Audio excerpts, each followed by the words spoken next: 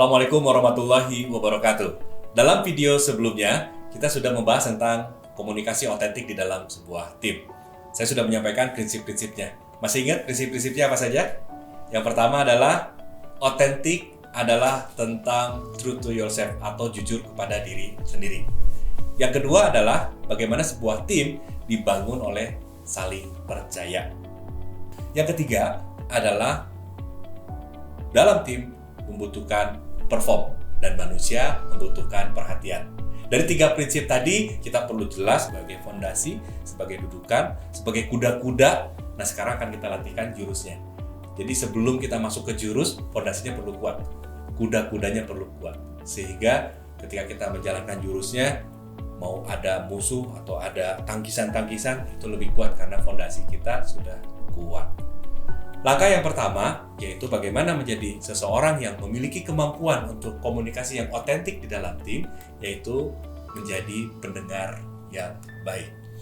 Menjadi pendengar yang baik ini adalah langkah pertama. Yang kedua adalah asertif.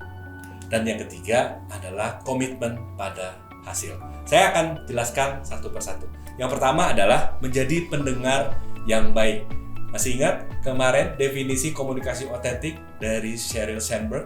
Dia mengatakan bahwa komunikasi otentik is about truly listening to what others people are saying, atau mendengar apa yang disampaikan orang lain. Mendengar dengan benar-benar mendengar. Kenapa? Karena kualitas sebuah komunikasi ditentukan oleh kualitas mendengarkan. Jadi apakah mendengarkan ini tidak mudah? Ya, kalau mendengarkan ini mudah, maka komunikasi-komunikasi yang kita lakukan selama ini bisa jadi sangat good communication. Tapi fakta membuktikan bahwa banyak komunikasi-komunikasi yang miskomunikasi, di dalam tim terjadi konflik, di dalam tim terjadi perbedaan pendapat, bentrokan, sampai akhirnya musuhan, sampai akhirnya tidak menyelesaikan tugas apapun, hanya karena komunikasi. Dan itu semua hanya karena abai pada mendengarkan. Fakta membuktikan bahwa otak kita ternyata mampu merekam 10.000 kata per menit. Bayangkan, ia mampu merekam 10.000 kata per menit. Sementara orang kawan bicara kita mengatakan dia hanya mampu sampai 150 kata per menit, itu pun dengan standar rata-rata. Bukan yang suaranya lambat atau bukan yang cepat, tapi rata-rata 150 kata. Let's say lah 200 kata. Bayangkan, ada berapa sisa space untuk mengolah per menit? 9.000? Bahkan 8.000 atau mungkin 10.000 lebih bahkan yang dipakainya. Karena apa? Karena kemudian dengan fakta tersebut banyak sekali godaan-godaan di kita untuk berwisata, godaan-godaan di kita untuk menggunakan space itu sebanyak-banyaknya, sehingga kata-kata yang disampaikan oleh kawan bicara kita malah tidak terdengar. Terdengar sih, tapi tidak tertangkap oleh otak kita, oleh memori kita.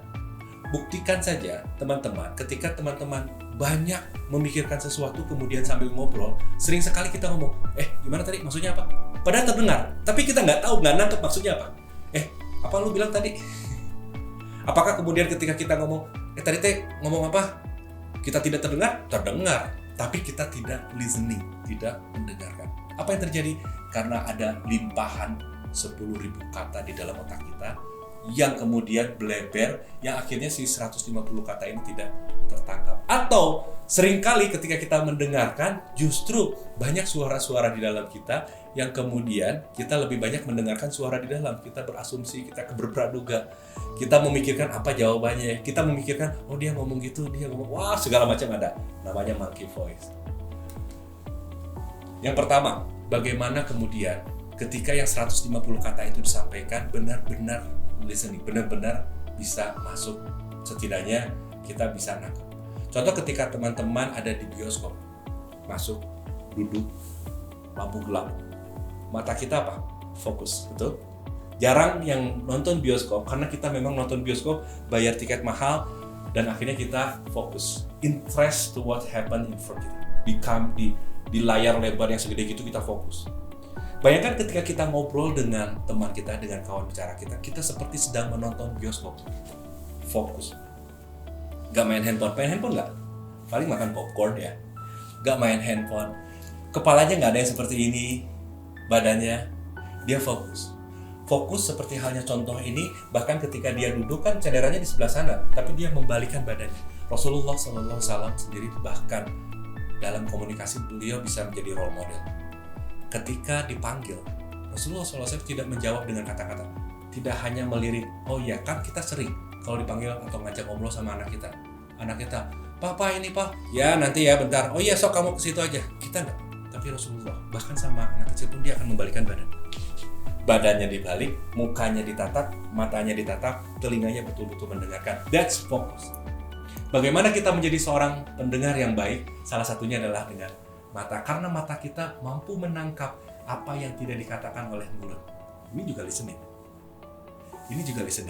Muka kita listening, badan kita listening, benar-benar hadir. Apa yang terjadi ketika kita betul-betul fokus? Maka orang merasa dihargai. Orang akan merasa menyampaikan sesuatu. Di dalam tim, ketika komunikasi terjadi seperti ini, maka anggota tim akan mampu. Sering sekali kita mendengarkan anggota tim nggak mau ngomong sama saya, dia punya pendapat tapi tidak pernah diungkapkan. Bisa jadi. Mungkin mulai dari kita, bagaimana kita benar-benar hadir, benar-benar fokus untuk memberikan perhatian pada saat kawan bicara. Yang kedua, caranya adalah respon yang tepat. Respon yang tepat ini artinya merespon. Cara meresponnya bagaimana? Cara meresponnya yaitu dengan nod, anggukan kepala. Atau tambahkan, ya, iya, kita iyakan. Memastikan bahwa kawan bicara kita pun tahu bahwa kita mendengarkan. Sering sekali ketika kita ngomong, didangu tuh, gitu, kedengeran nggak? Gitu. Karena apa? Karena nggak ada respon. Dia diem aja, lu kedengerin gua nggak sih gitu kan? Tapi bagaimana kita nge-notes? Oh ya, oke. Ada beberapa peserta kelas saya yang kemudian mempraktekkan, dan ini beliau benar-benar, saya Pak Pur pengen mendengarkan, menjadi pendengar yang baik. Oh ya, terus gimana hasilnya? Saya diprotes sama istri. Kenapa? Kenapa kepala ungguk-unggukan aja gitu? Kenapa latihan sama Pak Pur katanya merespon? Ya Pak, kasih yang tepat, jangan terlalu lebay. Dia karena latihan, ya nggak apa-apa, masih latihan. Jadi tiap orang ngomong ya, udah kata Pak Pur harus ungguk-unggukan, harus note gitu ya. Ternyata dia terlalu lebay. Respon yang tepat, latihlah diri kita untuk mengatakan merespon. Oh ya, tatap matanya. Kalau dia sedang ketawa, kita ikut ketawa. Ikut ketawa karena memang betul-betul kita berikan posisi respon yang tepat. Dan respon yang terbaik adalah salah satunya dengan bertanya. Bertanya balik. Bertanya seperti apa? Bertanya ini supaya kita tidak ada praduga dan tidak ada agenda dalam kita. Kita sering memikirkan apa sih maksudnya dia. Dan kita nggak benar-benar mendengarkan. Kita malah memikirkan bagaimana respon selanjutnya atas apa yang ia katakan. Maka yang paling penting adalah bagaimana ketika kita tidak tahu maksudnya apa, jangan langsung menduga, jangan langsung mengasumsi. Oh, saya tahu gitu ya karena gitu. Oh, berarti yang dia katakan, kita langsung mengasumsikan, mempraduga apa yang ia katakan. Ketika kita tidak tahu atau tidak mengerti, bertanyalah. Sering orang tua kita dulu, kalau misalnya ada tetangganya lewat, Neng kemana? Mau ke kampus, Nin. Orang tua saya suka dipanggil Nin di rumahnya. Oh, ke kampus, dia ulangi lagi. Oh, ke kampus, kampusnya di mana? Di IKIP. Dulu mah karena bukan UPI ya, IKIP ya. Di IKIP. Oh, IKIP jurusan apa? Apa yang dilakukan orang tua kita adalah dengan mengulang supaya pertanyaannya menjadi grounded. Grounded itu artinya mendasar. Bukan berarti kata apapun merespon itu berarti salah satunya supaya tidak praduga, saya menebak langsung bertanya gitu. Tapi pertanyaannya bukan pertanyaan menebak. Supaya pertanyaan tidak menebak, ambil kata-katanya. Oh, ke kampus. Ulangi, ke kampus. Kampusnya di mana? Nyambung ya? Connect ya? Nah, itu membuat orang merasa didengarkan. Itulah salah satu bagaimana cara kita menjadi pendengar yang baik. 1. Fokus, memberikan perhatian penuh seperti kita nonton bioskop. Yang kedua, respon dengan respon yang tepat, anggukan. Ya, jempol. Kalau kita lagi Zoom, pastikan kita merespon dengan anggukan, jangan diam freeze gitu ya. Kemudian kasih jempol atau enggak kayak ada reaction kalau di Zoom tuh ya. Kalau lagi meeting online kan sekarang pertemuan-pertemuan itu pakai online ya. Kasih Zoom, kasih reaction, kasih chat, kasih ada tepuk tangan tuh, ada ikonnya banyak macam-macam. Memberikan respon yang tepat. Yang ketiga adalah jangan pernah ada praduga atau agenda. Jika ada sesuatu yang tidak mengerti, maksudnya apa? Just asking, tanyakan. Tanyakannya seperti apa? Tanyakannya, ulangi dulu kata-katanya supaya grounded, supaya mendasar. Tanyakan apa yang kita tidak mengerti. Tadi mengatakan bahwa kamu mengatakan collaboration. Collaboration itu apa sih, Kak? Sesuatu yang tidak mengerti, tidak paham. Tanyakan saja, tapi ambil dulu kata-katanya bahwa kita memberikan perhatian. Listening is not a skill, it's discipline. Ini kata Peter Drucker, guru manajemen dunia ya. Dia mengatakan bahwa listening is not a skill, it's discipline. Benar juga, kalau skill itu kan kalau nggak dilatih, dia akan jadi nggak bisa. Tapi listening itu sebetulnya betul pelatihan. Tapi ia perlu menjadi disiplin atau digunakan atau dibiasakan. Kalau disiplin kan kebiasaan. Jadi bagaimana bekalnya? Setelah kita tahu 3 tekniknya, kita perlu disiplin untuk mengaplikasikannya. Skill yang kedua, yaitu bagaimana kita komunikasi yang asertif. Asertif adalah suatu kemampuan untuk menyampaikan apa yang diinginkan, dirasakan, dan dipikirkan kepada orang lain, namun dengan tetap menjaga dan menghargai hak-hak serta perasaan pihak lain. Asertif ini adalah bagaimana kita mengatakan apa yang kita katakan, kita inginkan, kita rasakan, tapi kemudian karena di dalam tim ini bukan hanya kita, ada orang lain di sana, maka ada kesepakatan, ada yang di tengah antara kebutuhanku dengan kebutuhanmu. Kalau kebutuhan kita ingin didengar, ingin diakui, pokoknya pendapat gua ini udah paling bener lah, please, kalian ngerti lah, kalian ikutin saja. Dia agresif. Ada juga di dalam tim terjadi, namanya pasif. Saya mah ngiringan weh. Saya ngikut aja bos, kalau dari bos mau udah paten. Padahal bisa jadi dia punya kebutuhan juga, punya agenda juga, punya sesuatu juga. Artinya kita menjadi seorang anggota tim yang tidak kontributif. Bisa saja ada kebutuhan orang lain yang kemudian, oh iya saya setuju, artinya saya setuju adalah bahwa tambahkan lagi. Berarti asertif. Nanti teknisnya seperti apa? Kita lihat dulu, ada kuadran, ada 4 kuadran. Kuadran pertama, pasif agresif. Pasif agresif ini aku tidak peduli dengan diriku. Aku juga tidak peduli dengan dirimu. Saya kalah, kamu kalah. Yang seperti ini ketika diskusi, ketika meeting, dia nggak ngiringan wae, tapi di belakang dia membuat agenda-agenda. Oh, pokoknya pendapat saya nggak didengar, ya udah. Pokoknya saya mengikut aja, tapi saya nggak akan mensukseskan tugas ini. Saya nggak akan mendukung. Pokoknya saya seadanya aja. Saya tidak percaya, saya nggak mau ngedebat, tapi di belakang saya nggak akan komitmen, saya tidak akan tanggung jawab, dan saya tidak berorientasi. Dysfunction. Sama dengan yang kedua, agresif.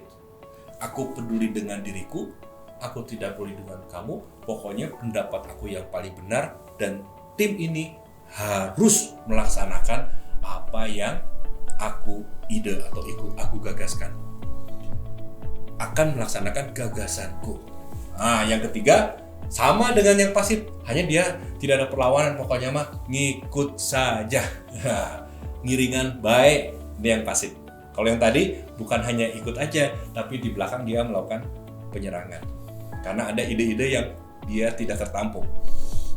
Harapannya apa? Harapannya bagaimana kita menjadi seorang yang asertif. Di dalam tim, aku peduli dengan diriku, dirimu peduli dengan, aku peduli dengan kamu, saya menang, kamu menang. Asertif. Asertif ini memiliki cara-cara, langkah-langkah.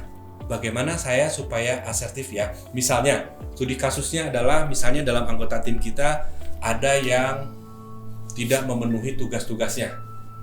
Misalnya tugasnya bulan ini ia belum belanja, kalau kita tim sales ya, atau tim network marketing. Tim network marketing itu ketika kita punya downline atau kita punya tim, kita saling mengingatkan bagaimana supaya diskusinya asertif.